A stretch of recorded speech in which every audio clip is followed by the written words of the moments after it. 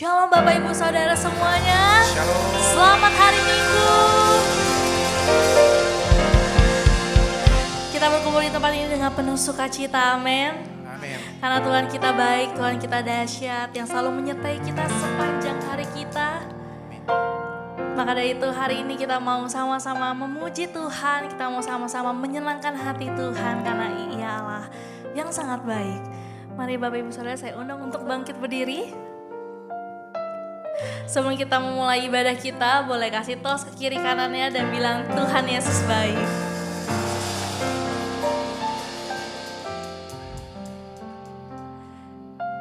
Mari kita mau siapkan hati kita mau bersatu di dalam doa. Terima kasih Tuhan Yesus, terima kasih buat kebaikan-Mu, terima kasih buat penyertaan-Mu. Terima kasih untuk kasih setia-Mu Tuhan yang selalu Engkau berikan kepada setiap kami Bapa. Dan saat ini Tuhan kami hadir Tuhan di rumah-Mu dengan hati yang penuh sukacita, dengan hati yang penuh ucapan syukur Tuhan. Kami mau sama-sama menaikkannya di hadapan-Mu Bapa. Kami memiliki satu kerinduan yang sama, yaitu kerinduan untuk menyenangkan hati-Mu. Terima kasih Tuhan, terima kasih Bapa. Jemaat GBI Citra Garden 2 yang siap untuk memuji Tuhan, kita sama-sama katakan amin. Orang-orang yang sudah dimenangkan oleh Tuhan, yang mau bersyukur di hadapan Tuhan, boleh saya lihat lambaian tangannya. Haleluya. Kita mau sama-sama angkat pujian kita di hadapan Tuhan.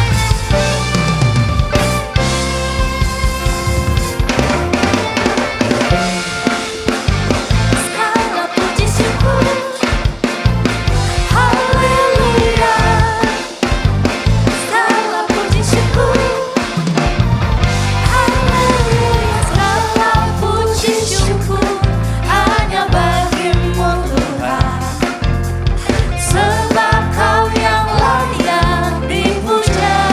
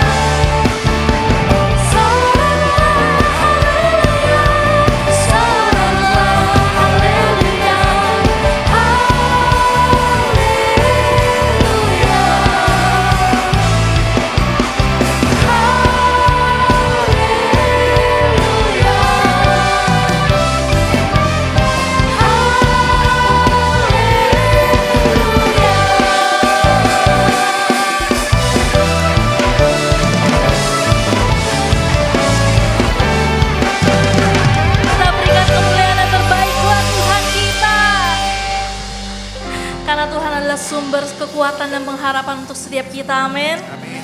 Kita mau sama-sama bernyanyi buat Tuhan. Boleh saya lihat tepuk tangan yang terbaik buat Tuhan.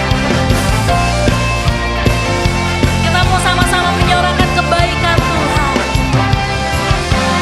Yesus, kau kekuatan di hidupku, takkan gentar langkahku. Kau angkat tanganku di saat ku jatuh, Kaulah sumber kuatku. Lembah yang gelap kan ku lewati, sebab Engkau sertaku. Dengan imanku ku diselamatkan oleh kuasa Yesusku. Angkat tanganku, ku sorakan haleluya. Namamu berkuasa, surga bumi nyatakan. Ku angkat tanganku, nyatakan Kau hebat, Allah yang perkasa, berkuasa selamanya.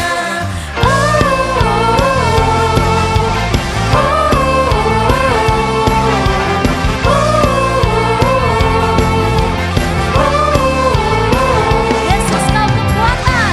Yesus, Kau kekuatan di hidupku, takkan gentar langkahku. Kau angkat kami Tuhan, Kau angkat tanganku di saat ku jatuh. Kaulah sumber kuatku. Lembah yang gelap kan ku lewati, sebab Engkau sertaku. Dengan iman percaya kita katakan, dengan imanku ku diselamatkan. Oleh apa? Oleh kuasa Yesusku. Angkat tanganku, ku sorakan haleluya. Namamu berkuasa, surga bumi nyatakan. Ku angkat tanganku, nyatakan Kau hebat, Allah yang perkasa, berkuasa selamanya.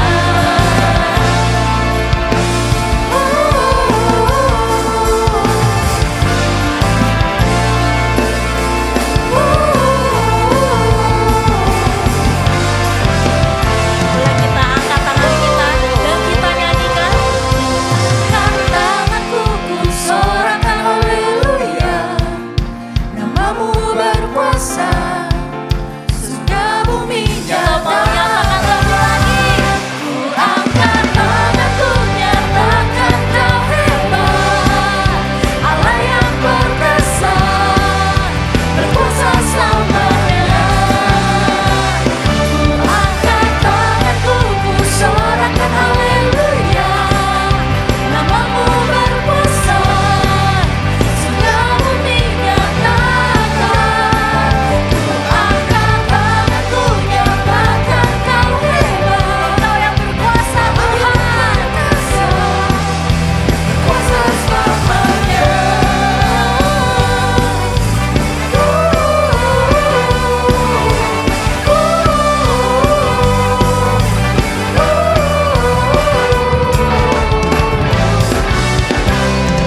Mari kita sorakan haleluya. Saya persilakan Bapak Ibu Saudara untuk duduk kembali. Kita mau sama-sama siapkan hati kita. Kita mau menerima kebenaran firman Tuhan.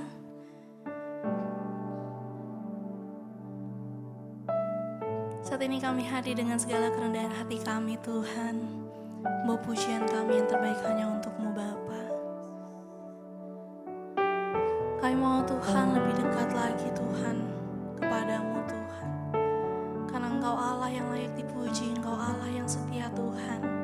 Tidak ada yang dapat kami lakukan lagi Tuhan selain kami memuji Engkau, selain kami menyembah-Mu, selain kami menyenangkan hati-Mu Bapa. Biarlah setiap pujian yang kami bawakan, biarlah setiap nyanyian yang kami nyanyikan Tuhan, menyenangkan hati-Mu Bapa. Terima kasih Yesus, terima kasih Bapa. Kami datang dengan hati yang terbaik Tuhan.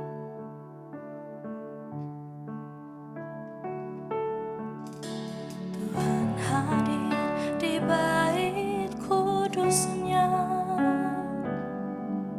saat umat mencari wajah-Nya, berseru, berdoa, bersujud menyembah dan menikmati kehadiran-Nya. Tuhan mau dekat dengan umat-Nya, mendatang dengan segenap hati-Nya, berseru, berdoa, bersujud menyembah dan menikmati kehadiran-Nya.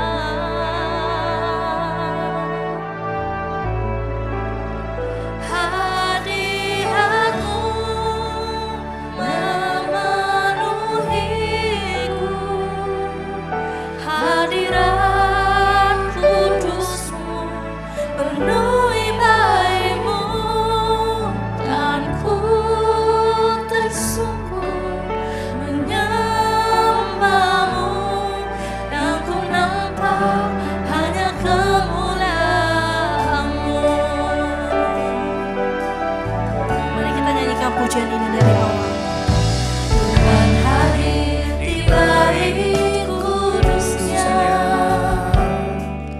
saat umat mencari wajah-Nya, berseru, berdoa, bersujud menyembah dan menikmati kehadiran-Nya. Mari setiap kita datang di hadapan Tuhan, Tuhan mau dekat dengan umat-Nya. Kita bawa hati yang terbaik, yang datang dengan segenap hati-Nya, berseru, berdoa, bersujud menyembah dan menikmati kehadiran-Nya. Hadirat-Mu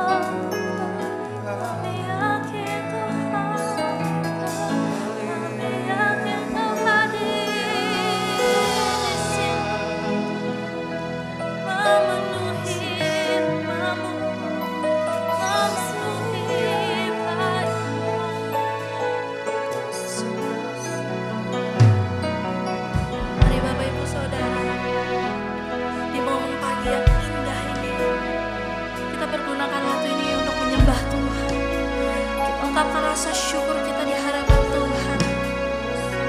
Seminggu yang telah kita lalui, hari-hari, jam yang telah kita lalui itu semua karena kemurahan Tuhan, semua karena penyertaan Tuhan. Terima kasih Engkau masih menyertai kami Tuhan sampai saat ini. Terima kasih Tuhan kalau kami masih ada di tempat ini. Kami memiliki tempat ini untuk menyembah-Mu Tuhan, untuk bersekutu dengan-Mu Tuhan. Terima kasih Tuhan untuk kebaikan apapun yang telah Engkau berikan kepada setiap kami Tuhan. Terima kasih Yesus, terima kasih. Terima kasih buat segalanya. Kami bersyukur.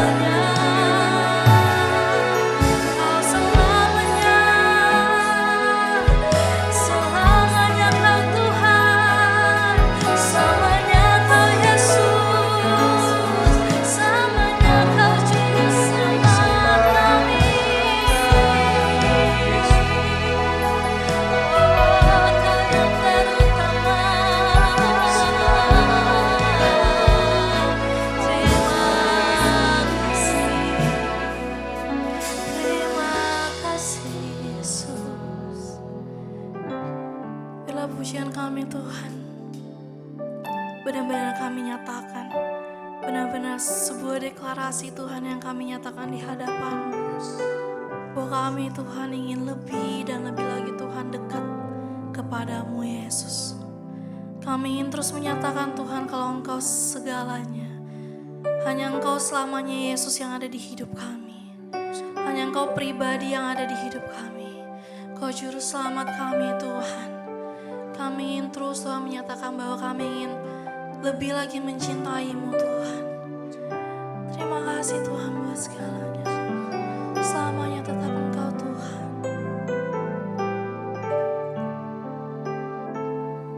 Selamanya Kau Tuhanku yang terutama di hidupku. Tak akan ku lepaskan pengharapan di dalam-Mu selamanya. Selamanya Kau Tuhanku yang terutama di hidup. Tak akan ku lepaskan pengharapan di dalam-Mu. Selamanya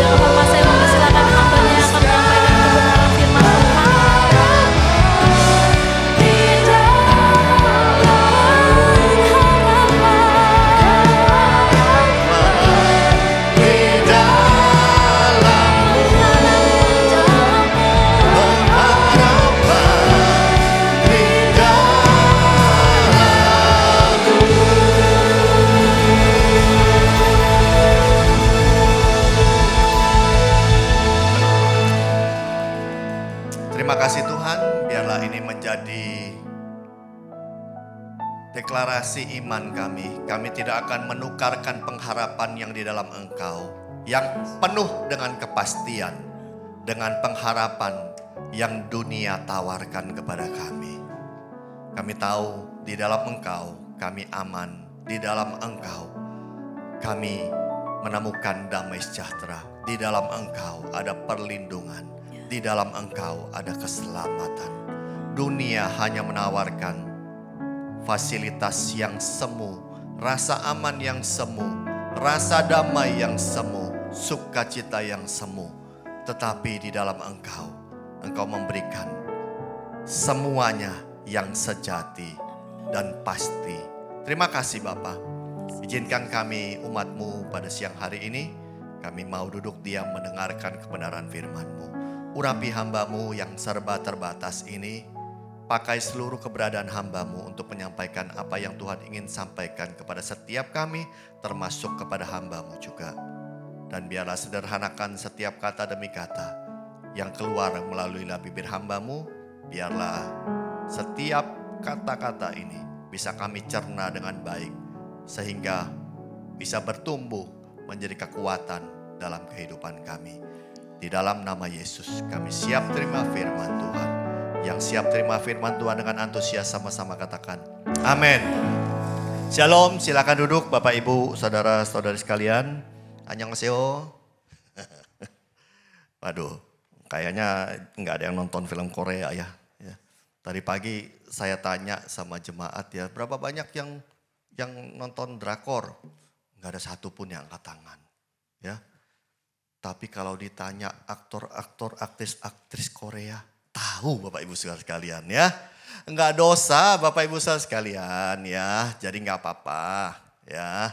Nah, hari ini saya akan sampaikan satu tema kebenaran firman Tuhan yang mungkin jarang disampaikan, yang jarang kita tahu ya. Bapak Ibu saudara sekalian, sebelum saya lanjutkan saya mau tanya dulu, ada yang tahu arti delulu apa? Atau pura-pura nggak tahu ya? Ada yang tahu artinya? Nggak tahu? Ibu-ibu TikToker, K-popers, ya, K-dramers gitu ya.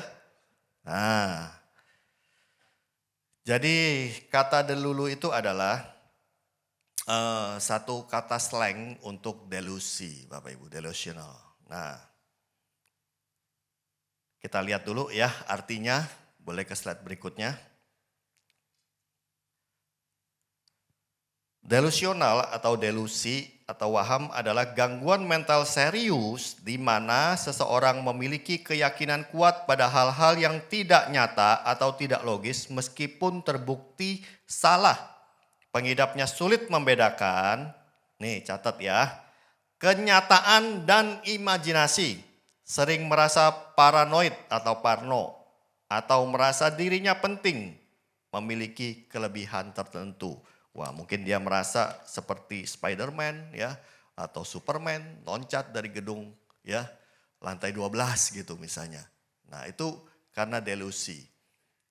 Nah, kenapa keluar kata delulu yang dislengkan oleh K-popers gitu sama ya pecinta K-drama gitu, saking memboomingnya ya boy band, girls band Korea itu, jadi banyak sekali fansnya yang tergila-gila. Nah, sehingga timbullah slang untuk delusi yaitu delulu. Dan parahnya lagi, di belakangnya ada delulu is solulu ya.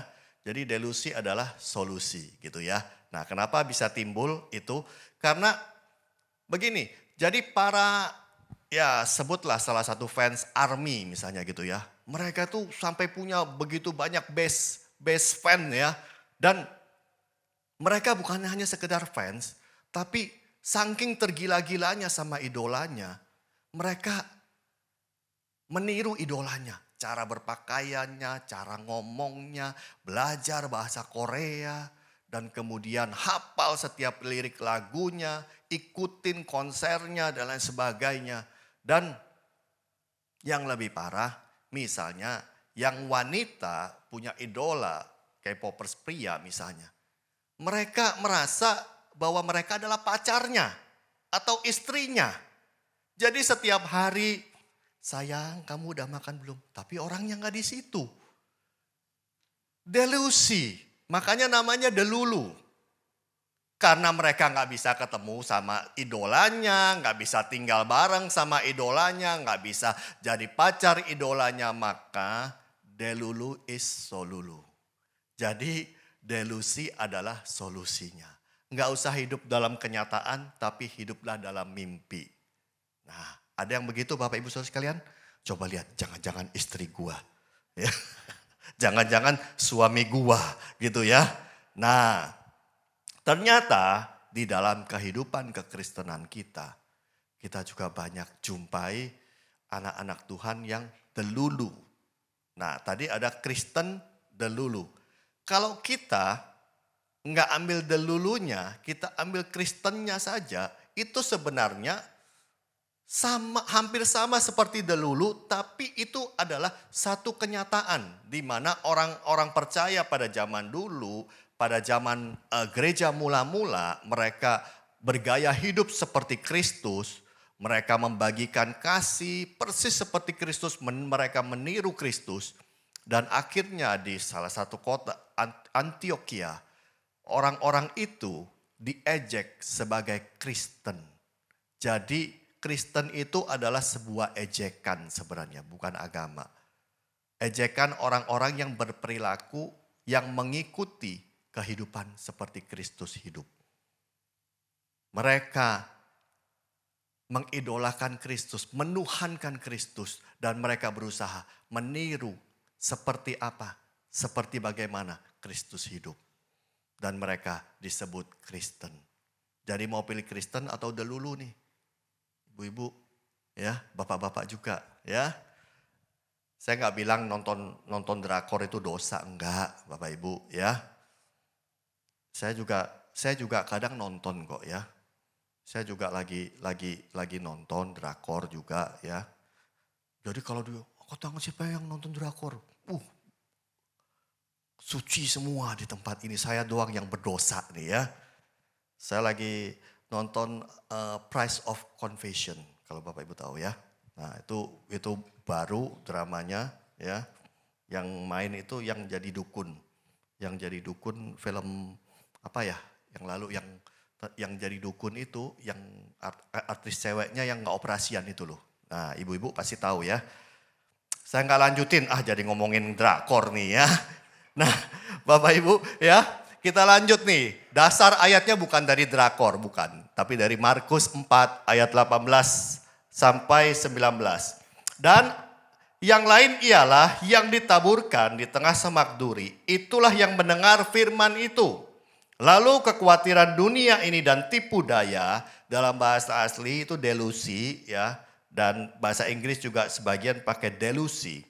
Jadi kekhawatiran dunia ini, delusi akan kekayaan, delusi akan keinginan-keinginan akan hal-hal yang lain, materialistis, masuklah menghimpit firman itu sehingga tidak berbuah. Jadi ini adalah perumpamaan yang Yesus sampaikan kepada orang banyak dan dinyatakan kepada murid-muridnya. Bahwa ada seorang yang menabur benih dan benih itu ada 4 tanah di sana. Yang pertama jatuh di pinggir jalan, tanah pinggir jalan. Sama seperti hari ini kita dengar firman Tuhan, tapi kita sedang sibuk cari diskon di Shopee, ya, di Topet dan lain sebagainya, ya, di platform-platform belanja online, ya, atau kita sedang sibuk scroll Instagram orang lain, ya, karena pembicaranya nggak menarik. Nah itu sama seperti itu Bapak Ibu ya. Jadi ditaburkan di pinggir jalan, dimakan burung. Jadi ambil iblis, nggak dapat apa-apa. Sama sekali nol. Yang kedua, benih itu firman Tuhan ditabur di tanah yang berbatu. Tanah berbatu, batunya lebih banyak, tanahnya tipis. Sempat tumbuh sebentar, kemudian panas terik, akhirnya layu dan mati. Datang penindasan, datang penganiayaan, ya. Kemudian mati benih itu. Nah, ini adalah benih yang ketiga yang ditabur di semak berduri. Dan ada yang Benih itu bertumbuh dan kemudian semak duri itu menghimpitnya. Ada benih yang keempat ditabur di tanah subur, dia tumbuh berbuah lebat. Nah, ini benih yang ketiga yang kita mau ngomong hari ini ya, bahwa boleh ke slide berikutnya. Benih ini bertumbuh Bapak Ibu Saudara sekalian. Jadi orang Kristen yang hidup dalam delusi, mereka bertumbuh secara iman Bapak Ibu Saudara sekalian. Karena bukan salah tanahnya. Kalau tanahnya nggak subur, tanah pinggir jalan, ingat nggak ada tanaman yang lain, tanah berbatu nggak ada tanaman yang lain. Tapi tanah ketiga ada semak duri tumbuh di sana Bapak Ibu. Artinya tanah itu sebenarnya bisa ditumbuhin. Ya, ada tumbuhan yang hidup di sana, yaitu semak duri. Dan benih itu ditabur di sana. Benih itu bertumbuh Bapak Ibu Saudara sekalian. Jadi orang Kristen bertumbuh enggak? Bertumbuh Bapak Ibu. Hafal firman enggak? Kadang hafal firman. Ke gereja enggak? Ke gereja. Tapi kadang-kadang ngambek juga enggak ke gereja Bapak Ibu Saudara sekalian. Mungkin suami istri enggak ke gereja ngambek gara-gara apa? Gara-gara sang suami nyari sepatu enggak ketemu Bapak Ibu. Ya, pokoknya harus sepatu itu. Istrinya lupa naruh di mana. Pembantunya lupa. Sekeluarga enggak ke gereja gara-gara enggak ketemu sepatu. Bertumbuh enggak? Bertumbuh Bapak Ibu. Buktinya masih ada di gereja. Masih tertanam di gereja. Kenapa nggak bisa bertumbuh dengan baik? Karena berikutnya, ada ini nih. Nah, dulu sebelum saya gali firman Tuhan, kebenaran firman Tuhan ini, saya beranggapan bahwa dalam pikiran saya, semak duri itu semak duri yang kecil. Mungkin pohon putri malu, Bapak Ibu saudara sekalian tahu ya, putri malu ya. Yang kalau disentuh daunnya langsung nutup ya. Nah, itu berduri. Saya pernah main bola yang di lapangan yang sekarang lagi diributkan mau jadi rumah duka itu. Di pinggir-pinggirnya di lapangan itu ada semak duri putri malu. Satu hari bola ke sana, kemudian saya yang dekat dengan bola itu keluar, saya ambil, begitu tangan saya keluar dari semak itu ternyata ada duri nyangkut. Berdarah di sini ya. Seret gitu ya. Waduh, sakitnya lumayan nyut Bapak Ibu. Itu semak duri putri malu. Ini semak yang di sana yang Tuhan Yesus dalam perumpamaan ini seperti ini Bapak Ibu, semak durinya. Kira-kira kalau tanaman ditanam di semak ini bisa tumbuh mulus enggak Bapak Ibu? Pohon pisang mungkin ditanam, jebret. Begitu keluar terbelah 5 Bapak Ibu. Ya. Karena durinya banyak tajam-tajam. Ya. Pohon mangga ditanam di sana. Wah, keluarnya meletot-meletot Bapak Ibu. Ya. Kecucuk duri dan lain sebagainya. Tumbuh sih tumbuh, tapi nggak bisa maksimal Bapak Ibu. Tanahnya subur nggak? Subur. Buktinya semak durinya tambah banyak. Kita mengizinkan firman tumbuh bersama dengan delusi-delusi. Tumbuh bersama dengan kekhawatiran dalam kehidupan kita Bapak Ibu Saudara sekalian. Boleh ke slide berikutnya. Semak duri adalah kekhawatiran dunia. Semak duri adalah delusi akan kekayaan. Semak duri adalah delusi akan mengejar material-material di dalam dunia ini. Materi-materi dalam dunia ini. Pokoknya kalau ada tas branded keluar yang baru, model terbaru, saya harus duluan yang punya. Pokoknya kalau ada keluar produk baru, saya yang harus punya dulu. Sepatu terbaru dari brand terbaru yang ini, pokoknya saya harus yang pakai duluan di gereja, di komunitas. Kekhawatiran dunia, worries, ya, membuat kita delusi. Karena kekhawatiran dunia, khawatir kita nggak kaya, khawatir karena kita nggak punya pekerjaan yang baik, khawatir karena kita nggak punya rumah yang baik. Akhirnya kita berdelusi. Kita nggak bisa punya semuanya itu, tapi seolah-olah kita punya. Dengan apa? Dengan nyombong Bapak Ibu Saudara sekalian. Karena mungkin dalam anggapan kita, rumah yang mewah, mobil yang mewah, karir yang cemerlang, wajah yang oke, body yang oke, pakai barang-barang branded, kita merasa aman. Orang lain gak bisa mencela saya. Rasa aman kita terusik, kita berusaha menciptakan rasa aman yang palsu dengan standar dunia. Kita mulai delusi dengan hal-hal yang sebenarnya tidak nyata di dalam kehidupan dunia ini, di dalam kehidupan kita. Kita berusaha menggapai semuanya. Kita melihat orang gampang membeli hal-hal yang mahal, yang mewah. Kok dia gampang ya? Iya, dari bayi udah kaya orang tuanya. Ya, jangan bandingkan sama yang begitu Bapak Ibu Saudara kalian. Tapi ada satu lagu mengatakan syukuri semua yang ada. Hidup adalah anugerah. Ya, berpadanan dengan apa yang kita punya. Nah, delusi berikutnya. Atau kekhawatiran, Tuhan Yesus sudah menyampaikan sebenarnya di dalam Matius 6 ayat ke-25 bahwa karena itu aku berkata kepadamu, janganlah khawatir akan hidupmu. Apa sih yang dikhawatirkan orang? Makan, minum, dan kemudian pakai. Tapi Tuhan katakan bahwa hidup lebih penting dari semuanya itu.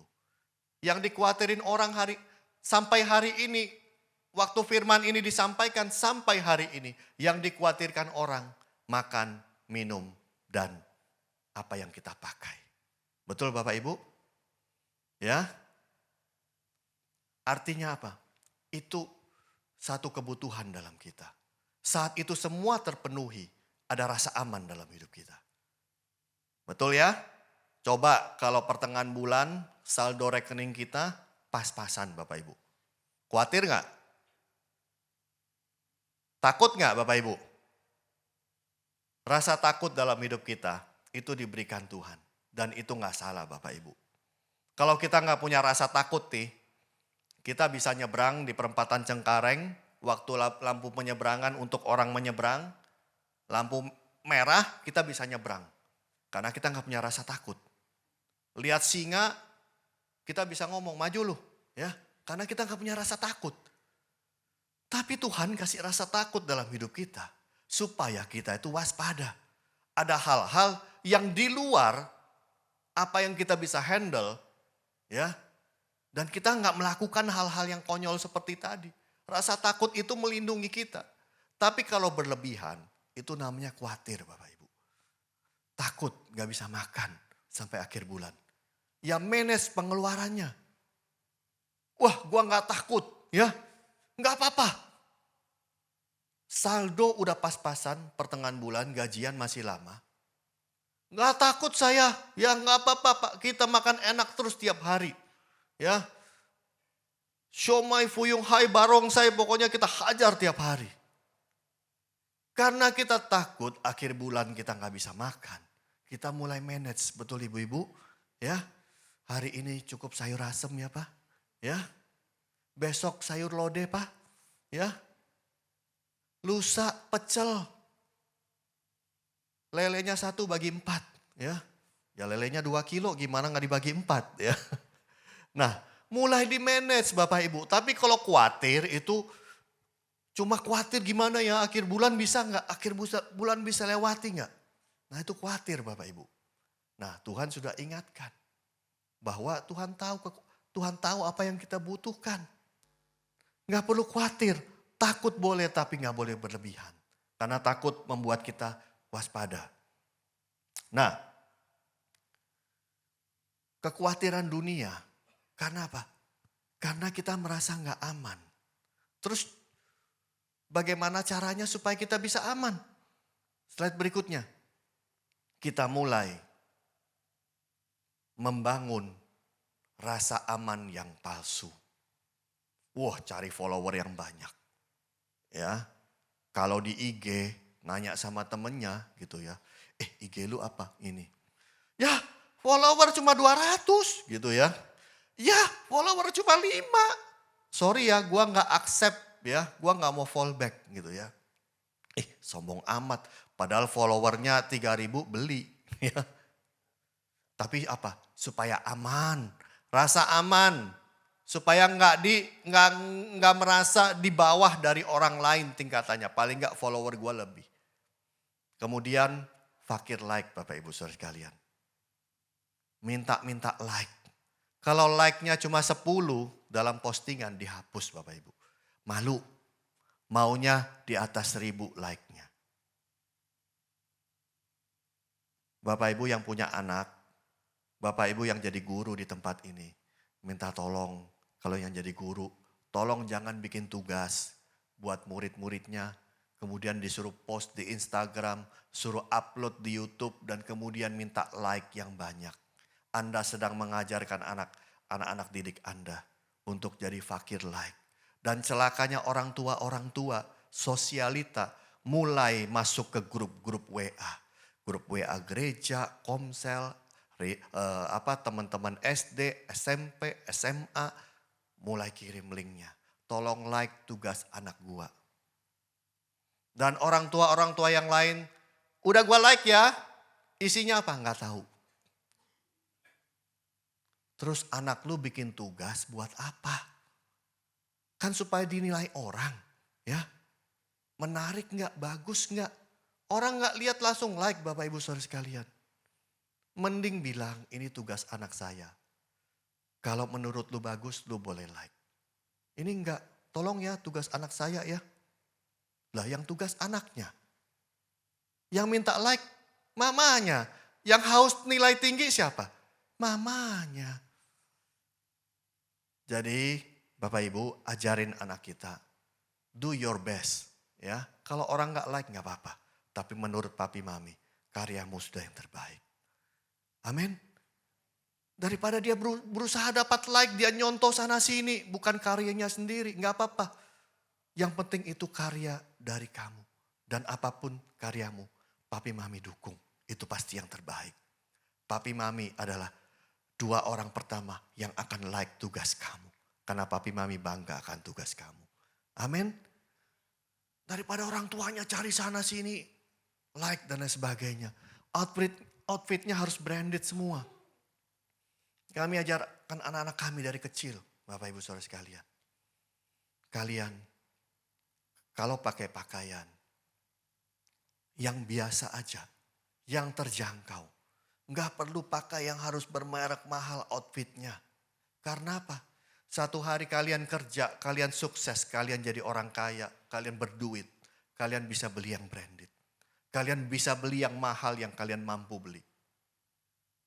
Tapi satu hari kalau kalian gak sukses, kalau kalian belum berhasil, gak bisa beli barang-barang yang branded.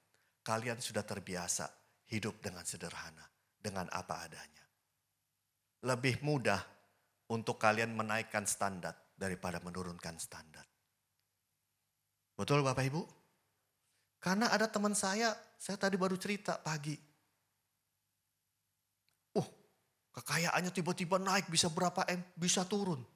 Ya, karena dia main saham. Dia pinter di saham Bapak Ibu Saudara sekalian. Dia pinter di investasi. Dalam minggu ini tiba-tiba telepon saya. Mau minjem uang Bapak Ibu. Ya, dalam keluh kesahnya yang sekian lama telepon dia bilang, ini istri yang keberapa saya juga lupa ya. Istrinya, dia kesel sama istrinya. Dia belikan istrinya tuh barang-barang yang branded. Kalau tas saya sebut mereknya tadi udah tahu, ibu-ibu tahu ya harganya. Kisaran 50-200 juta satu tas. Dan dia punya beberapa, ada sepatu juga. Dalam kondisi gak bisa makan, saldo kering semua, makan aja harus minjem duit. Dia minta istrinya untuk jual salah satu tasnya. Istrinya bilang, sayang kalau dijual. Lebih baik nggak makan tapi punya tas branded yang terus ditenteng kemana-mana daripada bisa makan tapi nggak nenteng tas branded. Wah, ini mentalitas yang luar biasa Bapak Ibu Saudara sekalian. Dan ini kisah nyata. FOMO, fear of missing out, yaitu pokoknya harus up to date ya. Takut kalau dikatakan ketinggalan berita Bapak Ibu. Vacuum cleaner perhatian. Kalau Asyir di dalam gereja lupa nyalami, lupa senyum, minggu depan gak mau datang. Didatengin sama PKS-nya, kenapa? Iya Asyirnya gak senyum. Ya, tadi Bro Ferdinand kok agak masam sama saya waktu saya salaman. Ya, lah habis kepedesan makan di bawah tadi ya. Pokoknya saya tuh harus jadi pusat perhatian ya. I am the queen party gitu ya. Jadi pokoknya saya tuh harus sedot perhatian. Pokoknya kalau saya lewat orang-orang tuh harus manggil saya gitu ya. Harus nyapa saya. Capek gak punya teman seperti ini? Capek Bapak Ibu. Akhirnya terlibat dengan pinjol karena gaya hidup yang glamor. Pansos mau berteman dengan orang-orang yang lebih tinggi supaya bisa ikut naik. Dan lain-lain. Orang-orang Kristen melakukan hal ini Bapak Ibu. Tanpa kita sadari. Di dalam gereja. Kita juga lakukan hal yang sama. Kita juga berusaha menumpuk, membangun rasa aman palsu. Seperti yang dunia lakukan. Dan kita terlibat di dalamnya. Coba lihat kanan kirinya. Jangan-jangan gue. Bukan jangan-jangan dia gitu ya. Jangan-jangan lo, bukan. Jangan-jangan gue gitu ya. Terus temennya bilang, iya emang lu gitu ya. Nah Bapak Ibu Saudara sekalian. Rasa aman palsu yang dunia bisa beri. Itu ada satu quote yang baik, yang bagus yang saya dapatkan. It is more dangerous to have a false sense of security than not having security. Jadi lebih berbahaya untuk kita memiliki rasa aman yang palsu daripada kita tidak memiliki keamanan. Contohnya saat kita punya rumah kita pagarnya rusak Bapak Ibu sekalian. Jadi malam itu kita tidur tanpa pagar. Kita sadar dong gak ada security di depan. Pagar kita rusak, gak bisa ditutup pintunya ala kadarnya. Kita tahu bahwa kita nggak ada security. Dan kita akan waspada sepanjang malam. Kalau perlu suami istri tidurnya gantian sama anaknya untuk jaga. Tapi kalau kita merasa rumah kita aman dengan rasa aman yang palsu. Padahal rumah kita nggak ada jendela, nggak ada pintu sama sekali. Itu lebih berbahaya. Karena apa? Maling bisa masuk sewaktu-waktu. Tapi kita merasa rumah kita aman. Nah, mana yang bahaya Bapak Ibu? Yang bahaya saat kita merasa kita memiliki keamanan, padahal kita nggak memiliki keamanan sama sekali. Rasa aman yang dunia tawarkan, itu adalah rasa aman yang palsu. Rasa aman sejati hanya ada di dalam Kristus Tuhan kita. Amin. Ini kemarin saya dapatkan di dalam Lukas, waktu saya bersaat teduh. Saya dapatkan di dalam Lukas 6 yang parabel dengan sharing pada hari ini. Lukas 6 ayat 24 sampai 26. Tetapi celakalah kamu, hai kamu orang yang kaya, karena dalam kekayaanmu kamu telah memperoleh penghiburanmu. Celakalah kamu yang sekarang ini kenyang, karena kamu akan lapar. Celakalah kamu yang sekarang ini tertawa, karena kamu akan berduka cita dan menangis. Celakalah kamu jika semua orang memuji kamu. Karena secara demikian juga nenek moyang mereka telah memperlakukan nabi-nabi palsu. Tuhan Yesus tidak anti dengan orang kaya. Karena orang kaya bisa melayani dengan kekayaannya. Tapi dalam hal ini yang Tuhan Yesus maksudkan dengan celaka adalah bahwa engkau akan dihakimi saat engkau hidup dengan kekayaanmu dan engkau merasa bahwa kekayaanmu adalah jaminan keamananmu. Rasa amanmu ada di dalam hartamu.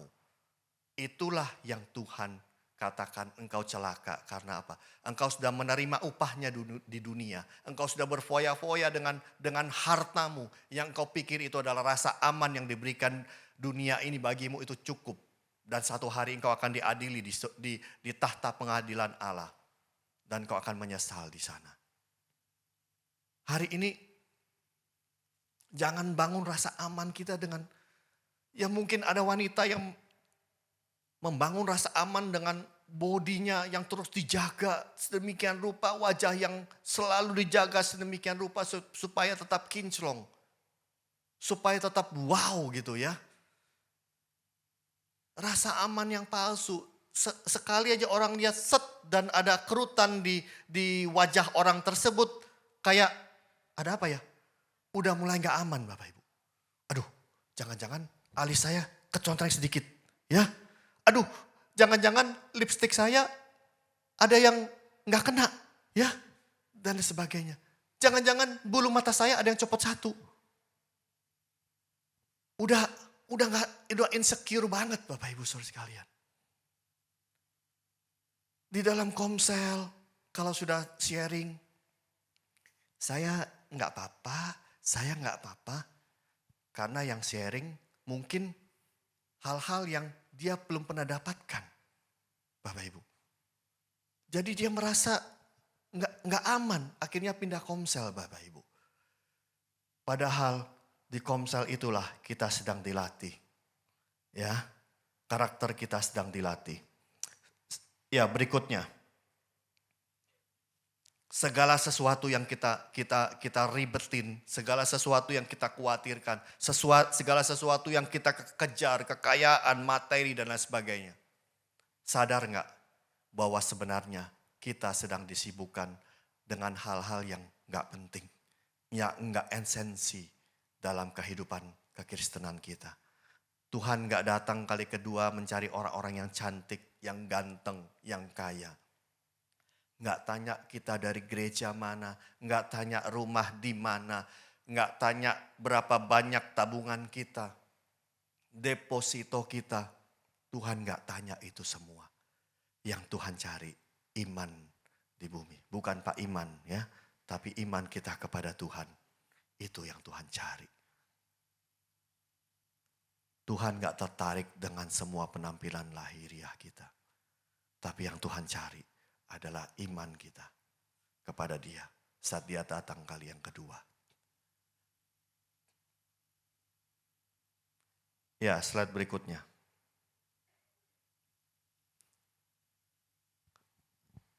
Saat kita bangun dari delusi kita, di sanalah kita tahu, kita sadar bahwa ternyata saya benih firman, benih iman yang ada dalam kehidupan saya.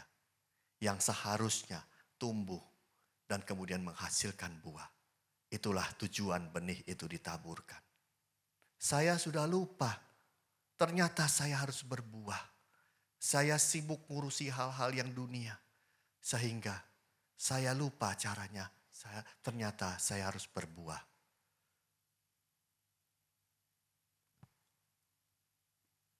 Kesempatan pada ibadah yang kedua ini, kita mau introspeksi.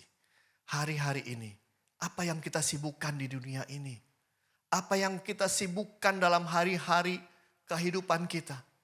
Apakah kita sedang sibuk-sibuknya mengumpulkan harta? Saya tidak ngomong bahwa kita bekerja dengan keras, kita bekerja dengan smart.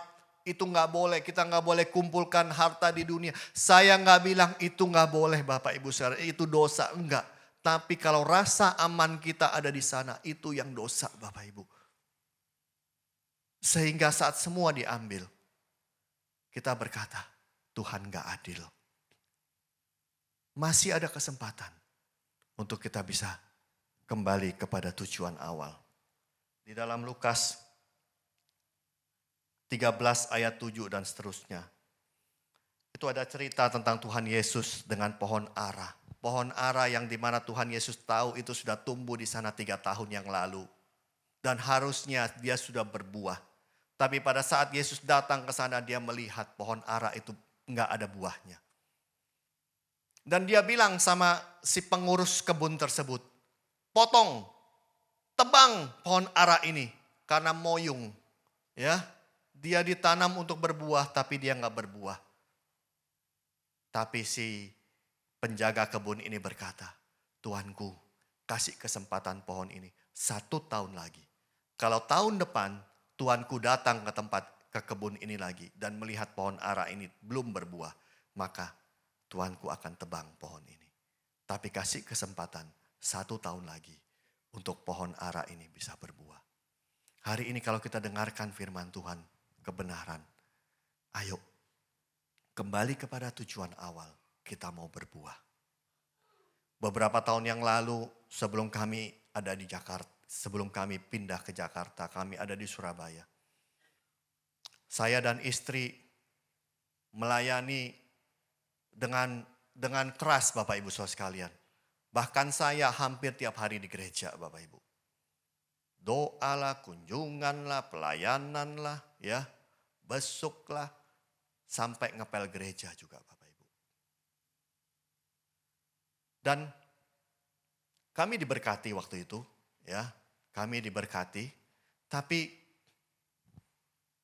yang menjadi kesalahan dalam kehidupan kami adalah kami menganggap bahwa harta, kekayaan, materi yang kami punya, itulah rasa aman kami. Karena apa? Karena saya tumbuh besar dari keluarga yang papa saya dulunya berada, yang berduit, tiba-tiba bangkrut. Dan kemudian kami sekeluarga seperti dikucilkan oleh keluarga-keluarga yang lain. Dan salah satunya perusahaan keluarga itu juga bangkrut akhirnya. Yang dipegang papa saya dan saudara-saudara menganggap papa saya itu gak bisa kerja dan lain sebagainya. Dan lewat itu semua yang kami lalui. Saya bertobat, saya jadi orang Kristen, saya diajak istri saya ke gereja, kembali ke gereja, dan kami hidup melayani seperti itu. Dan background istri saya hampir sama. Dan akhirnya kami bekerja. Untuk apa? Mengumpulkan harta untuk rasa aman. Supaya tidak diusik oleh keluarga-keluarga yang lain. Supaya saya bisa ngomong sama keluarga-keluarga yang lain bahwa apa? Anak papa saya satu ada yang berhasil. Itu yang saya ingin tampilkan. Lewat kerja keras kami, lewat bagaimana kami bekerja, berusaha. Diberkati. Tapi Tuhan melihat hal itu jahat di mata Tuhan. Tuhan rubah semuanya. Tuhan izinkan kami kehilangan semuanya. Sampai kami gak punya apa-apa. Rumah, mobil, perhiasan semua jual. Habis untuk bayar utang.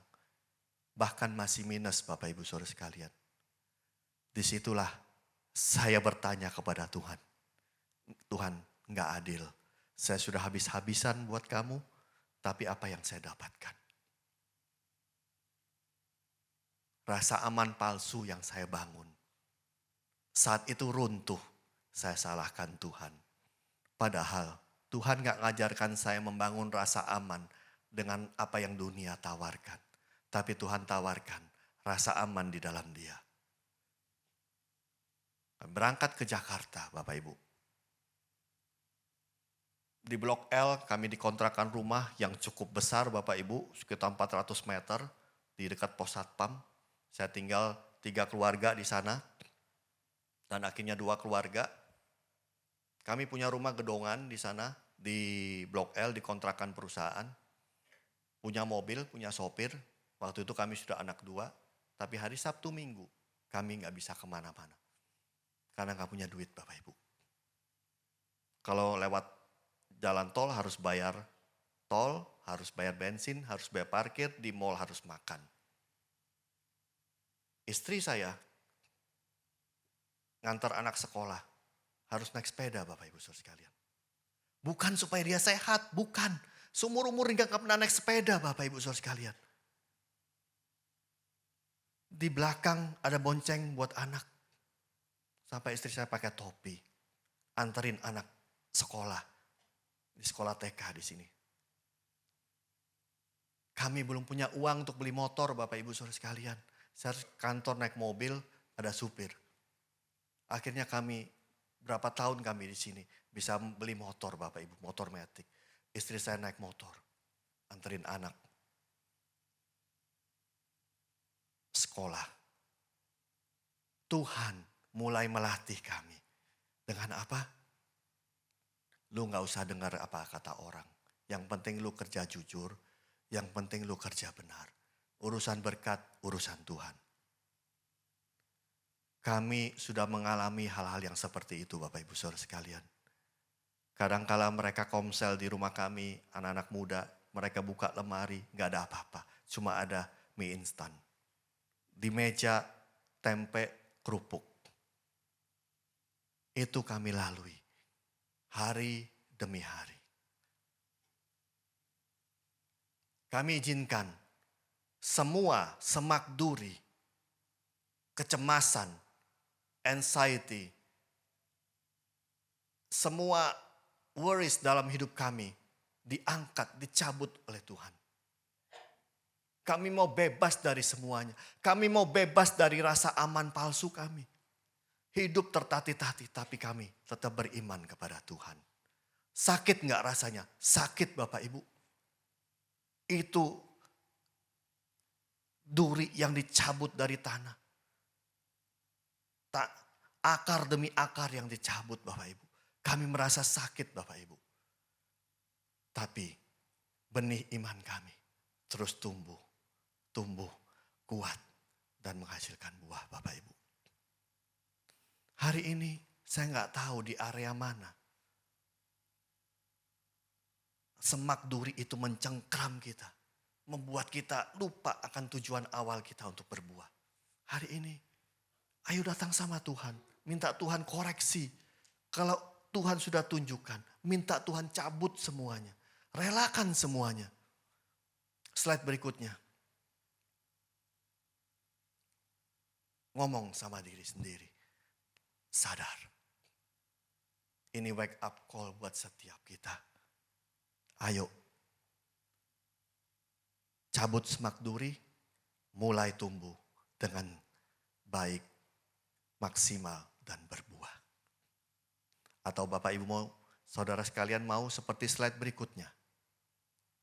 Itu bukan untuk saya, itu untuk dia.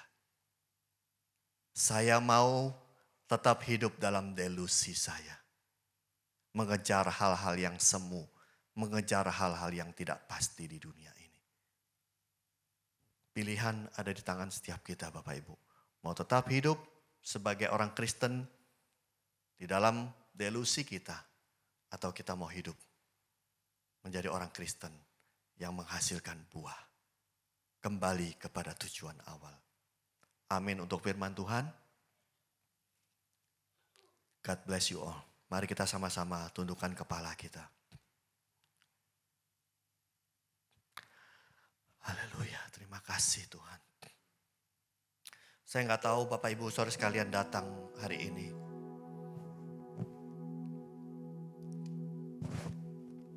Semak duri apa yang membebat kita untuk tidak bisa berbuah? Saya nggak tahu kekhawatiran, pengejaran akan kekayaan, delusi akan kekayaan, delusi akan materi-materi. Apakah itu semua menguasai kita hari-hari ini? Apakah semuanya itu membuat kita sibuk untuk membangun rasa aman yang palsu sehingga kita melupakan tujuan awal kita, yaitu sebagai benih yang sudah ditaburkan dalam kehidupan kita, yaitu benih Kristus, benih iman, benih kebenaran. Itu harus berbuah. Berbuahkan karakter, berbuahkan kebenaran. Buah-buah roh yang bisa dilihat dan dinikmati oleh orang-orang sekitar kita. Buah-buah pertobatan, buah-buah jiwa. Mari Bapak Ibu, kita mau naikkan pujian ini. Inilah yang menjadi kekuatan kita untuk kita bisa mencabut semua akar dari semak duri. Saat kau berfirman, Amin. ku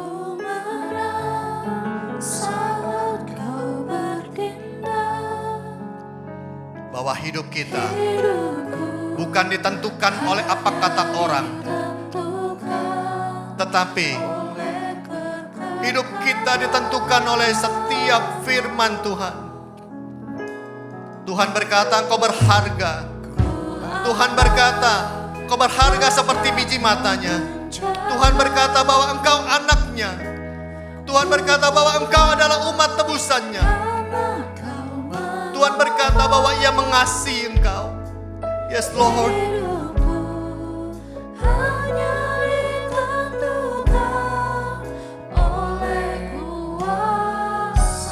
Mari datang sama Tuhan. Bagi Tuhan tak ada yang mustahil. Bagi Tuhan tak ada yang tak mungkin. Mujizatnya disediakan bagiku. Ku diangkat dan dipulihkan. Mari musik dan singer menaikkan pujian ini dengan lembut. Hari ini mari kita mau introspeksi di hadapan Tuhan. Apakah selama ini kita membangun rasa aman palsu untuk menutupi kekhawatiran kita? Mari datang sama Tuhan dan katakan, Tuhan, aku mengizinkan Engkau untuk mencabut setiap semak-semak, semak duri, semak kekhawatiran, semak delusi akan kekayaan, delusi akan pengejaran hal-hal dunia ini. Aku relakan semuanya dicabut di dalam nama Yesus. Dan aku mau kembali kepada tujuan awal benih itu ditabur, yaitu untuk tumbuh dan menghasilkan buah. Agar jangan sampai saat kau datang, kau melihat tidak ada buah dalam hidupku, dan kapak sudah ada tersedia bagi akar tanaman yang tidak menghasilkan buah. Hari ini, mari datang sama Tuhan dan ngomong, ini aku Tuhan. Ini aku Tuhan, ampuni Tuhan. Yes Lord. Yes Lord. Terima kasih Tuhan.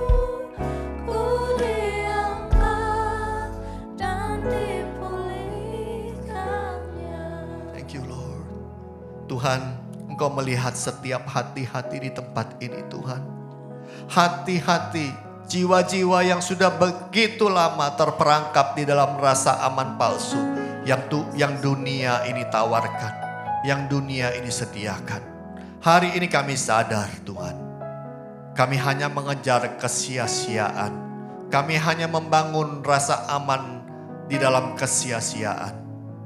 Hari ini kami mau kembali kepada tujuan awal kami, di mana benih itu ditanam di dalam kehidupan kami, benih iman, benih kebenaran, benih Kristus.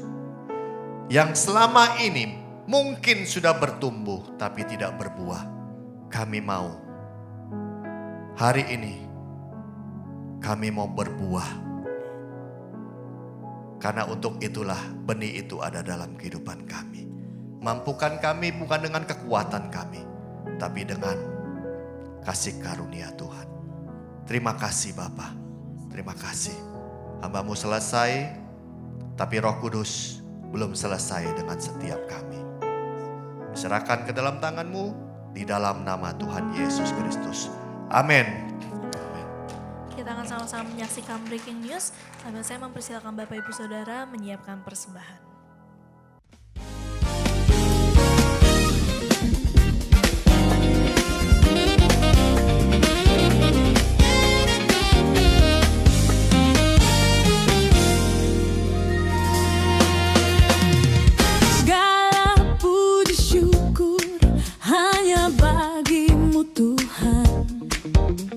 Sebab Kau yang layak dipuja.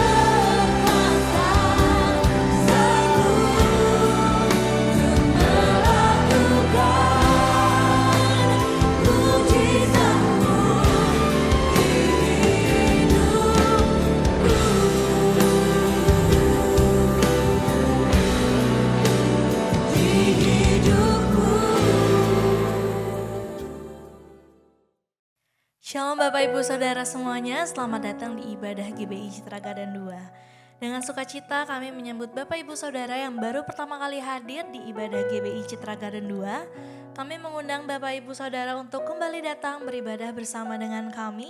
Ada ibadah umum di jam 7:30 pagi dan juga jam 10 pagi yang akan disertai dengan ibadah ABI di jam 10 pagi untuk anak-anak kita yang sampai kelas 6 SD. Lalu juga sorenya ada ibadah RPBI di jam 3:30 sore untuk remaja pemuda serta pasangan-pasangan muda. Mari kita beribadah dan bertumbuh di dalam Tuhan bersama-sama di tempat ini. Akan ada beberapa penekanan yang akan saya sampaikan. Yang pertama, nanti sore jam 3:30 sore, ibadah RPBI akan dilayani oleh PDP Iwan Chandra Sanusi dengan tema Generation Gap. Jadi saya mengundang untuk remaja pemuda di tempat ini, yuk kita beribadah bersama-sama. Nanti sore jam 3:30 kita mau bertumbuh bersama-sama. Lalu berikutnya pada hari Jumat tanggal 3 April 2026, ibadah Jumat Agung hanya akan dilakukan satu kali di jam 9 pagi yang akan dilayani oleh Pendeta Andre Iman dengan tema The Power of the Cross. Seluruh jemaat diharapkan untuk datang tepat waktu. Lalu pada hari Minggunya tanggal 5 April 2026, kita akan bersama-sama merayakan ibadah Paskah yang akan diadakan seperti biasa di jam 7:30 pagi dan juga di jam 10 pagi yang akan dilayani oleh Bapak Gembala kita, Bapak Pendeta Markus Sudarji dengan tema From Death to Life. Dan di sore harinya juga akan ada ibadah Paskah RPBI di jam 3:30 sore yang akan dilayani oleh Billy Simpson dengan tema 3 Days Later.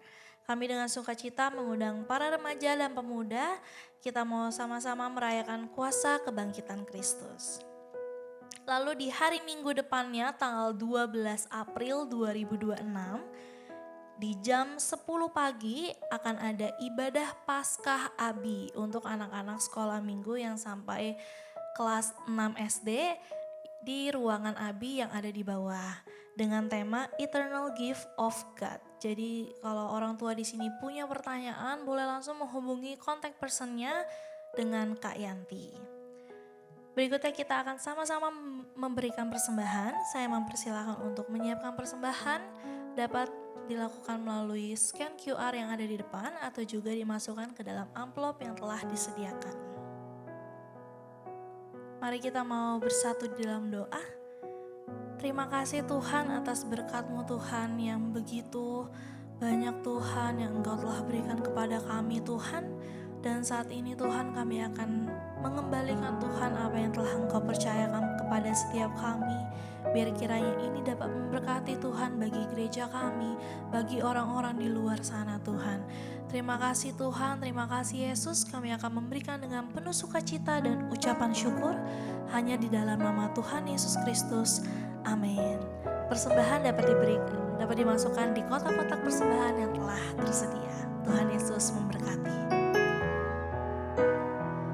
Mari Bapak Ibu Saudara, sebelum kita menutup ibadah kita, saya mengundang untuk bangkit berdiri kembali dan kita akan sama-sama mengangkat pujian ini. Bagi Tuhan tak ada yang mustahil. Bagi Tuhan tak ada yang tak mungkin. Mujizatnya disediakan bagiku. Ku diangkat kakiku.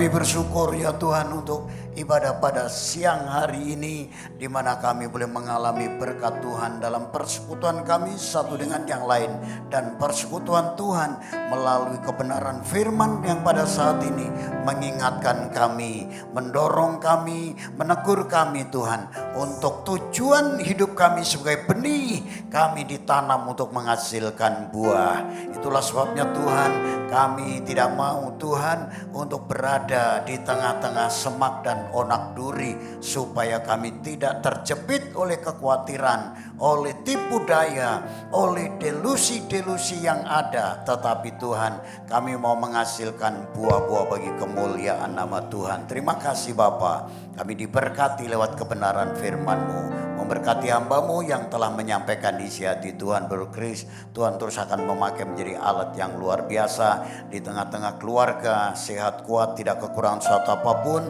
dalam bisnis dan usaha diberkati oleh Tuhan, dalam pelayanan apapun yang dikerjakan Tuhan buat berhasil. Memberkati keluarga, anak istri, mantu cucu diberkati oleh Tuhan. Terima kasih Bapa, kami bersyukur kepada-Mu, dan kami akan mengakhiri seluruh rangkaian doa, rangkaian ibadah kami pada saat siang hari ini hanya di dalam satu nama yang ajaib, nama Yesus Kristus Tuhan dan Juru Selamat kami. Mari arahkan hatimu kepada Tuhan, seraya Engkau menadahkan tangan saudara, kiranya anugerah, damai sejahtera dari Bapa Surgawi, kasih karunia dari Tuhan kita Yesus Kristus, tuntunan penyertaan Roh Kudus turun atas kita sekalian dari sekarang sampai selama-lamanya. Dalam nama Yesus yang percaya diberkati, sama-sama katakan amin. Saudara silakan duduk sebentar, silakan duduk sebentar. Yang pertama, terima kasih brother untuk firman yang telah disampaikan pada pagi dan siang hari ini. Saudara diberkati Tuhan, yang diberkati lambaikan tangan, haleluya.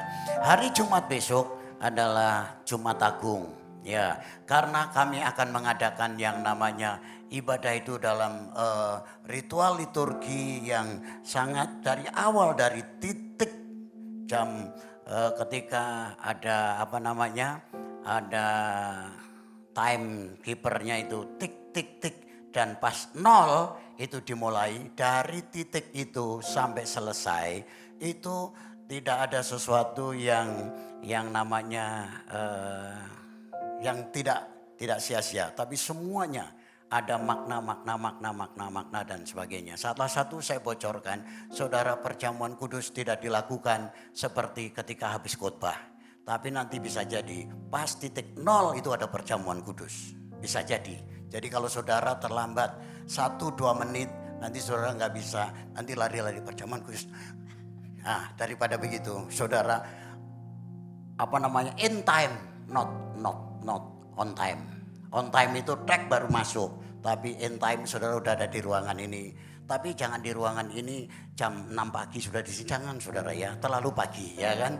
Tapi tag jam 9, ya bisa jadi saya langsung berdiri, kita akan angkat roti dan anggur. Nanti kalau saudara datangnya lewat 5, lewat 10, ya lewat berapapun, saudara nggak akan pernah. Ini contoh aja, contoh. Jadi makanya ikuti ibadah hari Jumat Agung, tepat jam 9 dimulai, itu sudah acara dari awal sampai akhir, satu rangkaian yang tidak bisa dipisahkan. Bilang sebelahnya, aku datang in time. Bilang sebelahnya, aku datang in time. Yang suruh katakan amin. Kalau saudara sih dia bilang, ibadah buat saya no problem, santai-santai aja, enggak penting buat saya. Ya itu urusan saudara ya. Jadi kalau kita memang merindukan ada ibadah Jumat Agung, saudara ngalami berkat Tuhan, ya, saudara datang in time, not on time. Yang suruh katakan amin. Amin. Apalagi saudara jadi jadi teladan. Bukan teladan, jadi telatan. Jangan saudara ya, kita akan in time. Tuhan Yesus memberkati kita. Selamat hari Minggu, selamat siang. God bless you. Haleluya.